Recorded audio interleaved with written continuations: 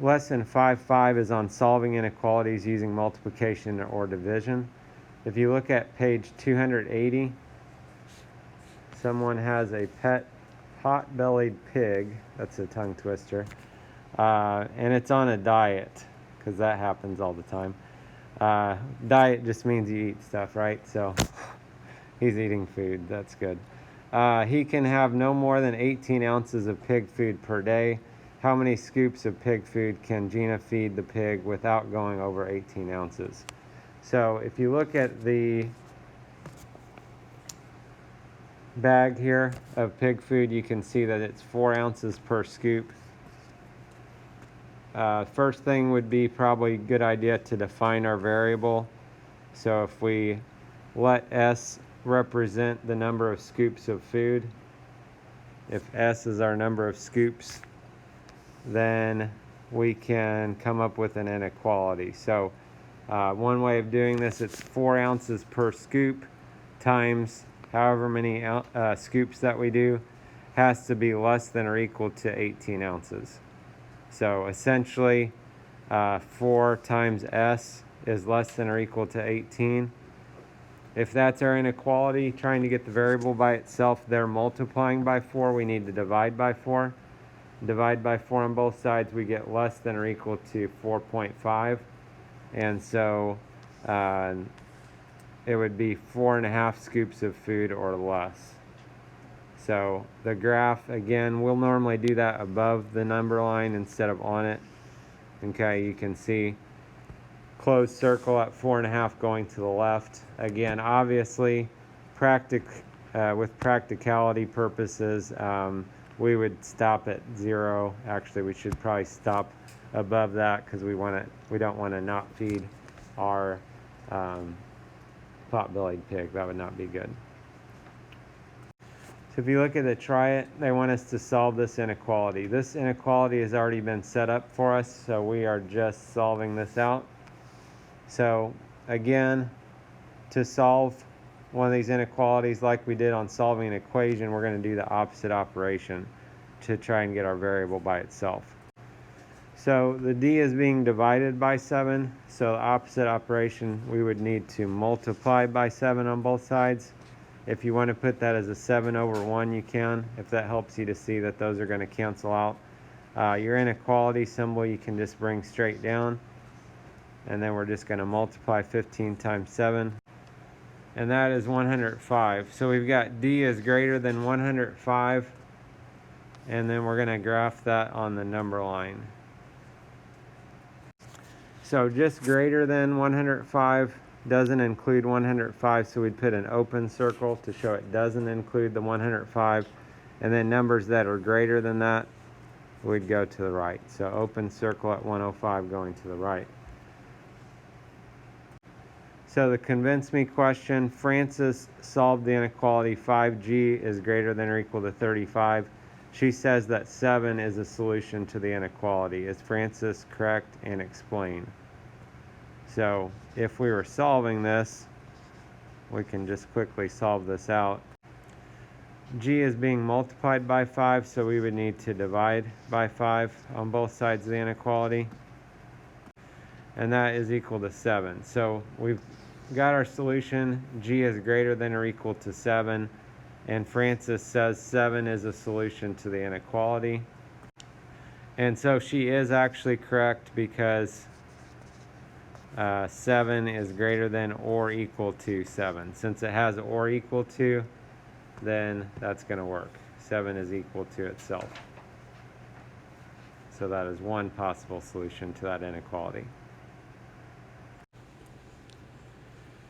So far, pretty straightforward stuff. We've got just a little bit of a twist we're going to throw at you here, is about if we have to multiply or divide by a negative. And just to illustrate this, I am going to just show this with numbers that you know. So everybody agree 5 is greater than 3? Okay, 5 is greater than 3. What I'm going to do is I'm going to multiply. Let me do this on a separate step maybe. I'm going to multiply both sides of this inequality by -1. So if I multiply both sides by -1, I've got -5 and I've got -3. So -5 actually is less than -3. If you'll notice, our inequality symbol before was greater than. We multiplied by -1, and now our inequality symbol is less than. Okay, so we'll come back to that idea in a minute. Same idea, 5 is still greater than 3. Now I'm going to divide both sides by -1. Well, if we divide both sides by -1, we're going to get the same result, -5 and -3. And once again, -5 is less than -3. So we started out with a greater than symbol, and we ended up with a less than symbol. Okay, so the idea here, this is kind of the little twist we've got to make sure we watch for, is when you multiply or divide by a negative number, the inequality symbol changes direction.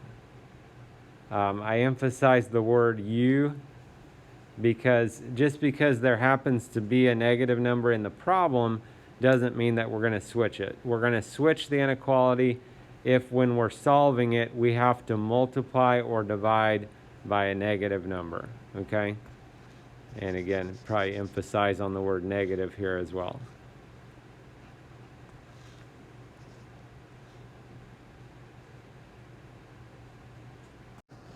If we look at example 2, they want us to solve and graph this inequality. So in order to solve this, we're trying to get the m by itself. M is being multiplied by -3.4 means we need to divide by -3.4. So you can see right away when they divided by the negative, their inequality switched directions, changed from a less than or equal to a greater than or equal to. Technically changes immediately right away when you divide by that. The main thing, make sure, is that by the time you write your answer down, that you've shown that inequality changing directions. And then if we go to graph that, we've got greater than or equal to -5, so that'd be a closed circle going to the right. So if we look at the try it, they want us to solve and graph these inequalities, and they gave us not very much room to work this out, so I'm going to try to do this over to the side.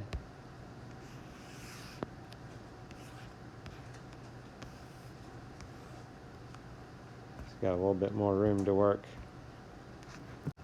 So this problem, the variable is being multiplied by -19.2 means we need to divide by -19.2. So we divide that out as -7 8/10. And then since we divided by a negative, we're going to switch our inequality sign around as well. And then one more thing, just to really make things interesting here. The variable's on the right side of the inequality. So if you're going to graph this, I would suggest it might be easier for you to look at it if the variable's on the left. If you notice, the inequality symbol is opening towards the x. So if we switch this around just to get our variable on the left side, the x inequality should still be opening towards the x. And then if we go to graph that on a number line, -7.8 would be between -8 and -6. And this would be an open circle, and we would be going to the right.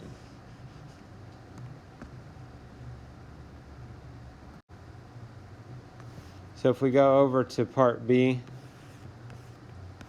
same idea, not much room to work here.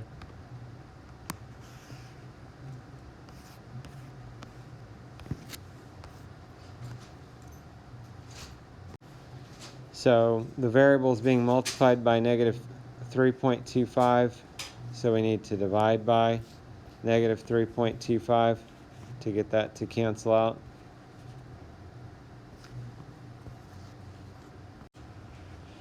Since we are dividing by a negative number, our inequality changes directions, so this becomes greater than, and negative divided by negative is positive. If you divide the numbers out, you get 19. So we've got y is greater than 19. And when we go to graph that, that would be an open circle at 19 going to the right.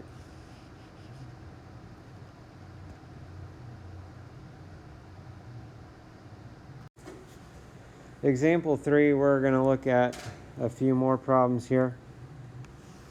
So solving this inequality, to get the r by itself, r is being divided by negative 2.25, so we're going to multiply by negative 2.25. When we multiply by a negative, our inequality changes direction. So it was greater than or equal to, it goes to less than or equal to. And again, slight difference of how the book is showing this.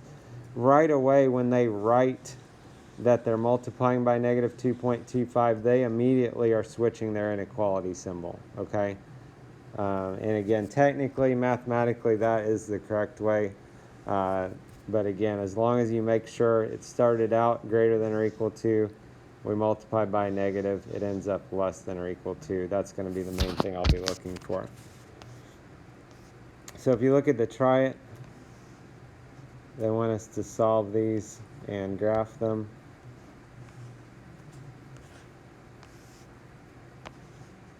So try it part A.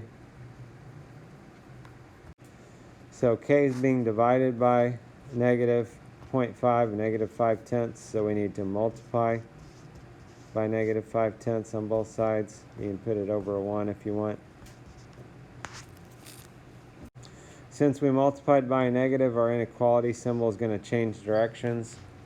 And then if you multiply, that would be negative 6. So we've got k is greater than negative 6.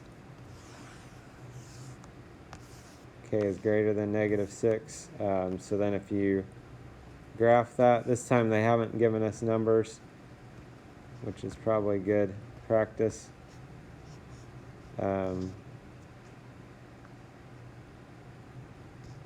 If you want to, rather than writing every single number, you can just put the 0 and the negative 6.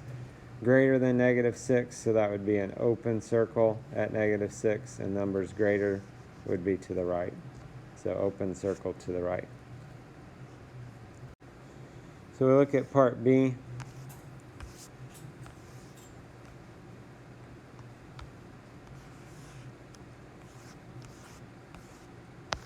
Trying to solve for h. So one option you have on this, negative 5/4, if you divide it out, would come out as negative 1.25. So for this problem, that would be an option, especially if we had a calculator that we're able to work through this with. So they are multiplying, so we can divide by negative 1.25 to get that to cancel. That's going to switch our sign because we divided by negative, and if you divide that out, it would be negative 20. Just to show you a different option, we can keep the fraction, and we could say they're multiplying by negative 5/4. I'm going to divide by negative 5/4. And then remember, for dividing fractions is keep, change, reciprocal. Usually I put the negative up with the numerator. If you want to reduce those, you can.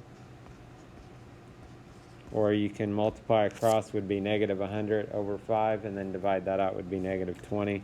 So you'd end up getting the same answer there.